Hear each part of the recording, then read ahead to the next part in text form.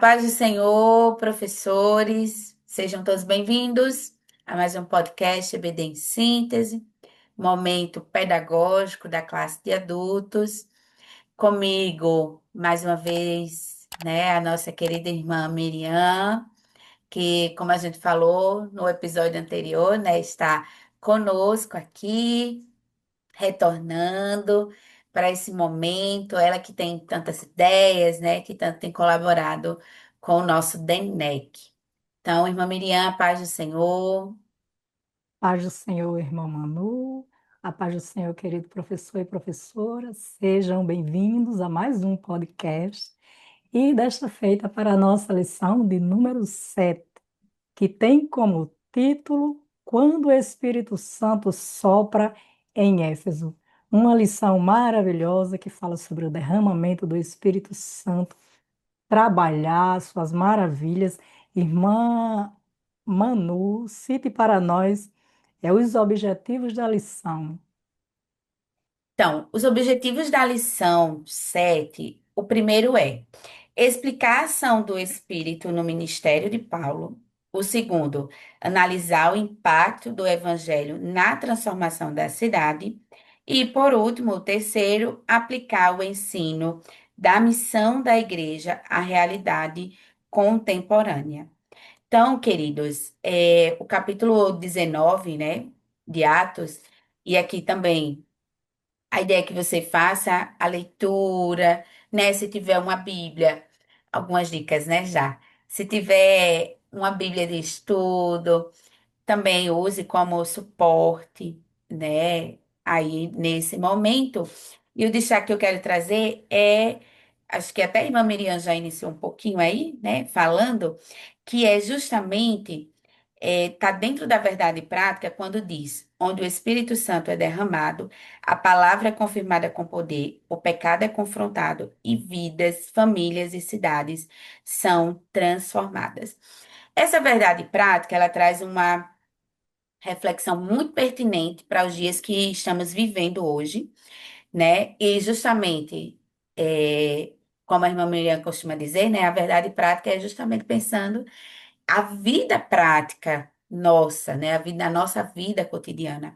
E aí você já trazer uma reflexão que é quando foi na sua igreja, na minha igreja, né? Na igreja em que você está dando aula, na igreja da irmã Miriam, que o Espírito Santo soprou em nosso meio, né? Nesse sentido do derramamento do seu Santo Espírito, né? Da sua presença, essa confirmação de poder. Então, a gente vê que a ação do Espírito Santo, né, em nossa vida, e também quando estamos, né, na igreja, ali na vida comunitária com a igreja, é interessante porque quando, né, a gente sente a presença do Espírito Santo, justamente, às vezes, o peso que a gente chega na igreja, né? Os desafios que a gente está enfrentando, as dificuldades, né? Os desertos. E a gente sai tão leve, né? Também nessa ação do Espírito. Então, trazer essa reflexão, né? Uma vez que temos vivido em nossa igreja esvaziamento em alguns cultos, né? Não só o esvaziamento, mas a própria ação do Espírito, né? Se tivesse aqui alguém, né, com maior experiência, mais tempo de evangelho nesse sentido, poderia até relatar. E aí você pode trazer esse momento não como um saudosista, né, mas no intuito assim de fazer e também não comparando, mas de fazer essa reflexão, né? Que antigamente a gente sempre ouve, né, que às vezes num culto 10 era batizado, então todo culto tinha aquele momento de oração por batismo com o Espírito Santo, né? E a gente sabe que é uma ação que ela vai nos revestir do poder, né? Não que, por exemplo, só o estudo da palavra, aquele que não é batizado com o Espírito Santo, né?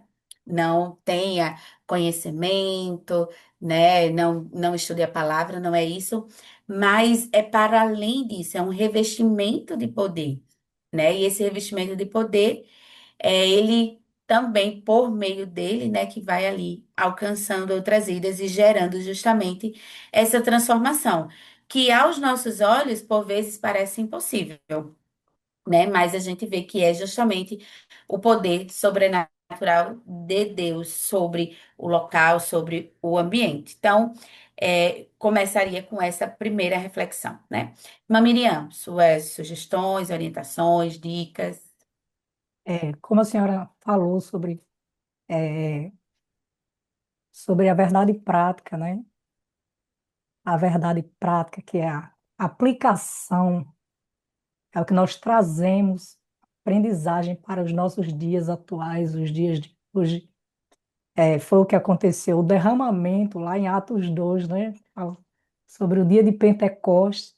Houve um derramamento e, consequentemente, irmã Manu, quando há um derramamento, imagine aí, ó, quando algo é derramado, quem está aqui É recebe cheio. derramamento e, consequentemente, um avivamento. Quem recebe o derramamento do Espírito, aí ele há um avivamento na vida daquela pessoa, ele passa a ser outro, ele revestido. Se eu fosse fazer hoje uma dinâmica com os meus alunos, eu não é essa a dica pedagógica, mas eu pegaria uma caixa, ia revestir a caixa e ia dizer, olha, quando nós vamos para o correio, levamos uma embalagem, ela vai revestida, vai selada e ninguém mexe, porque ela tem dono.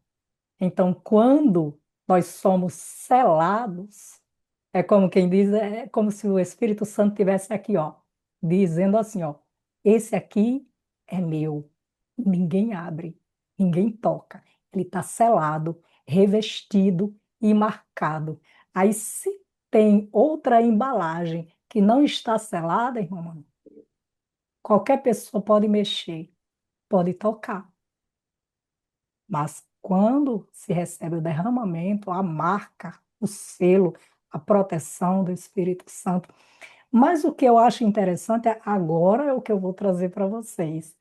Lá no segundo tópico, que tem como tema assim, ó, o seguinte, ó,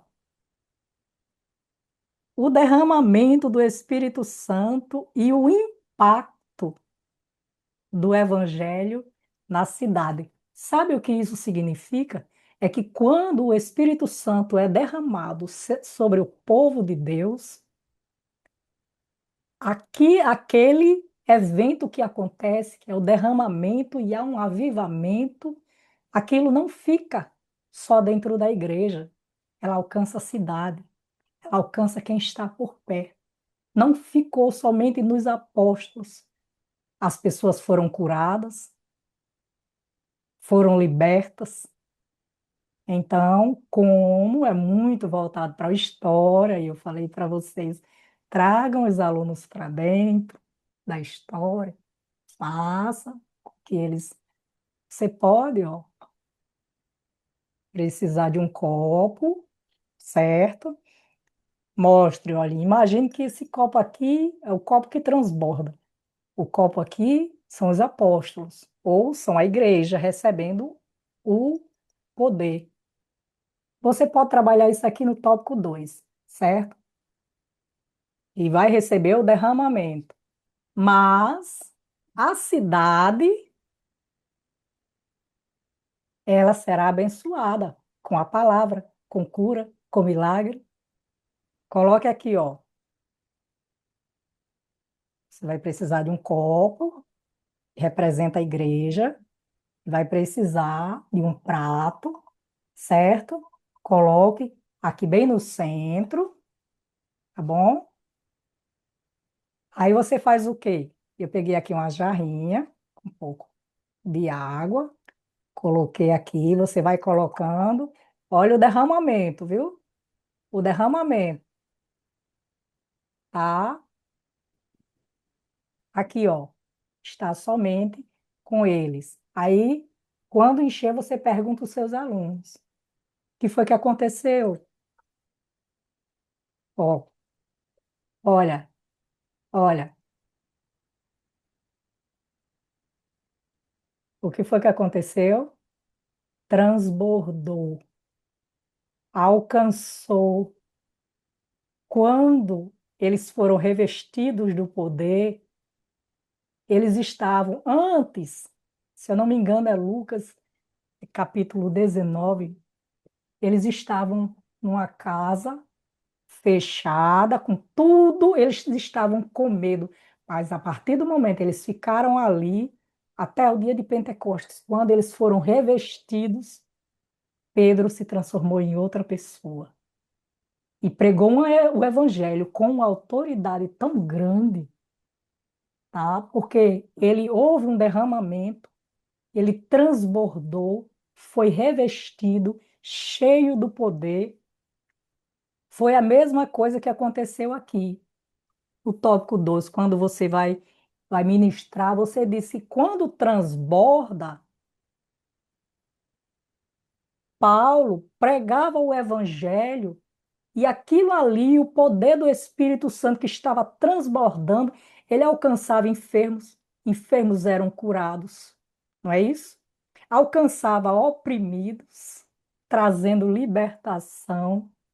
Que maravilha!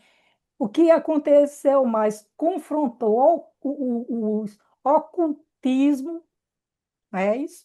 Pessoas foram libertadas e fez a palavra de Deus crescer através do derramamento que eles receberam, que foi o derramamento e, consequentemente, um avivamento.